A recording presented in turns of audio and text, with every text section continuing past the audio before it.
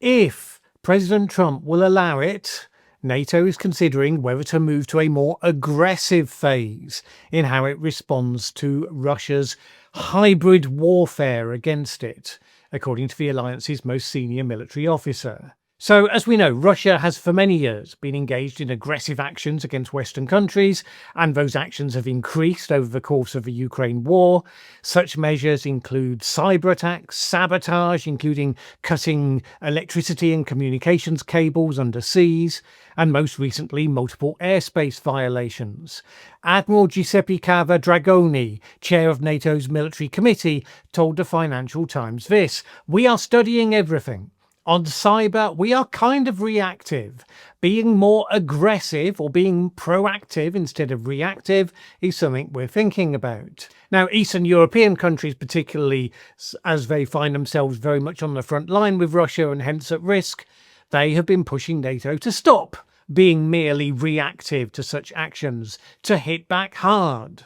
It is, after all, a policy choice you make if you're going to ignore the hostile intent behind such attacks, to shrug off the fact that Russia is flooding your information space with things designed to stoke internal unrest, to undermine your democracy.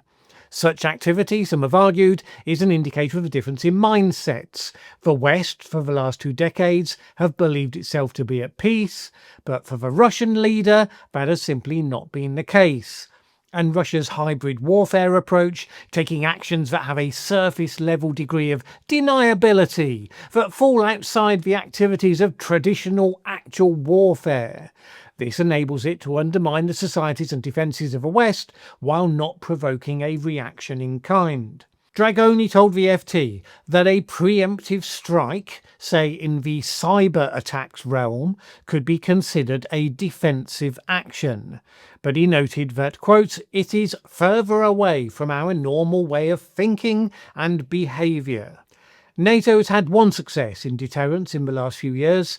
In 2023 and 2024, Russian Shadow Fleet vessels have been linked to a rash of undersea cable cutting incidents. NATO implemented Baltic Sentry, with ships and aircraft and naval drones patrolling the area, which brought the incidents to a stop. The challenge of being only reactive is that it imposes no costs, and hence no deterrence, on Russia for continuing its attacks. And in many of the aspects of hybrid warfare, the cost benefits are weighted towards the aggressor.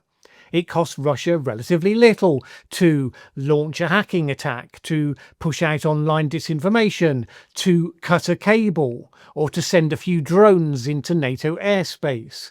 But it costs NATO a great deal more to counter such attacks, to repair the damage, to engage in continual surveillance over a wide area, or indeed to shoot down drones.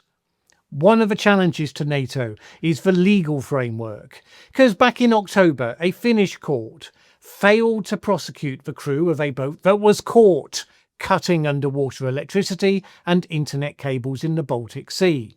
The Eagle S had been caught when armed border guards abseiled onto the deck of that boat on Boxing Day last year, after it had been seen dragging its anchor along the Baltic Sea for an extended period. Well, the case was thrown out because the offence was committed in international waters. Hence, it was argued, Finland had no jurisdiction.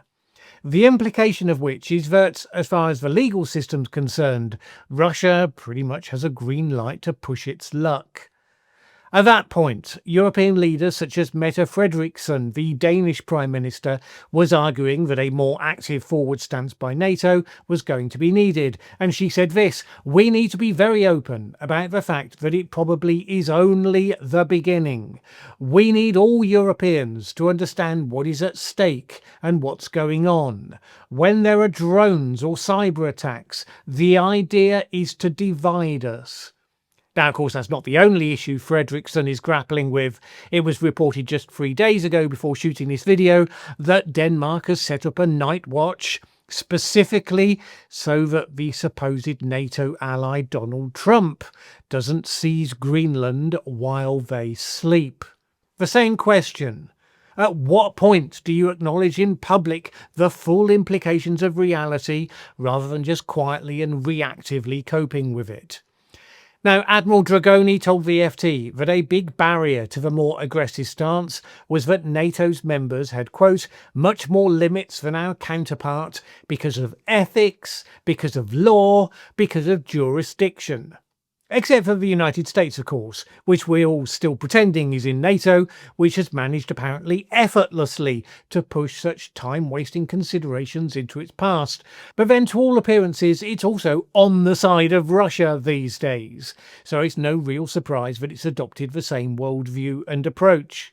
Which is another reason why NATO taking robust actions right now will probably be hitting a few roadblocks. One of Russia's most hostile acts is to seek to disrupt democratic elections in European countries. The United States generally is its ally in that endeavour, in the sense that it usually has a preference for the strongest far-right disruptor parties, and it will happily interfere in anyone's elections to promote their chances.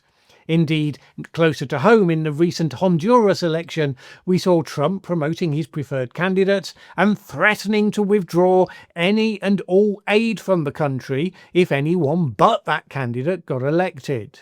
But Russia is more sophisticated in how it uses disinformation to influence elections. It goes beyond mere propaganda designed to promote one side. In 2025, as the Defense 24 website detailed, the Kremlin's information blitzes are synchronized with missile strikes, cyber attacks and intelligence operations, depending on the target. None of it is about persuasion per se. It is about disruption, paralysis and controlling perception. It said this: Moscow's strategy fuses technological automation, military timing and psychological targeting. This is no longer narrative warfare, it is cognitive combat. So what does this look like? For example, in Ukraine specifically, over the last few months? Well, a few examples. In August, there was a deepfake video of President Zelensky supposedly calling for capitulation. A few months later, the Russian bot farm Orion, known to be operated by the GRU, launched a fake story about a mutiny in Ukraine's 59th Brigade, seeded to multiple places all at once to give the illusion of veracity. Fake Telegram channels impersonating Ukraine's Ministry of Defense published fake evacuation orders intended to confuse territorial defense units.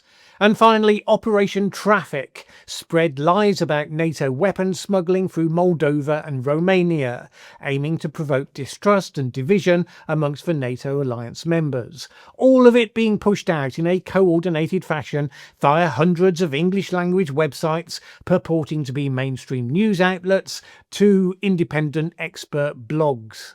Unfortunately, in the modern social media degraded societies that we live in, such attempts are all too successful in gaining a degree of traction. So again, those NATO strategists are asking how long before you properly recognise it for the damaging act of war that it actually is and proactively disrupt it.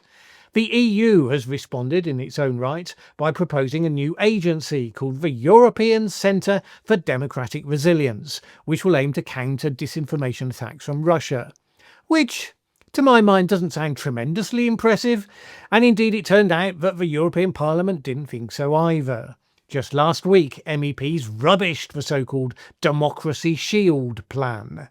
Kim van Sparantik, a member of the Dutch Greens, said, quote, "It feels more like a European Neighbourhood Watch group chat. While full of new ways to exchange information, the strategy presents no other truly new or effective proposals to actually take action." But the divisions within Europe, many encouraged over the years indeed by Russia, make robust action at this level more tricky. For all that centrist and left-leaning politicians slated the initiatives of being too weak, the far-right members to the contrary, whose numbers have been swelling in recent years of course, attacked it, suggesting that Brussels was creating a propaganda machine of its own. So the EU is potentially too divided, indeed politically infiltrated, to take robust action. And when it comes to NATO, NATO of course has the small problem of having a key Putin ally as its lynchpin member. If aforementioned ally is taking his cue from aforementioned Putin, then the whole thing may come to nothing. As you might have predicted, the Kremlin responded to the NATO comments in the FT by calling them extremely irresponsible and said that it was moving towards an escalation, unlike, of course, cutting cables at sea or spreading toxic disinformation or, invading Ukraine.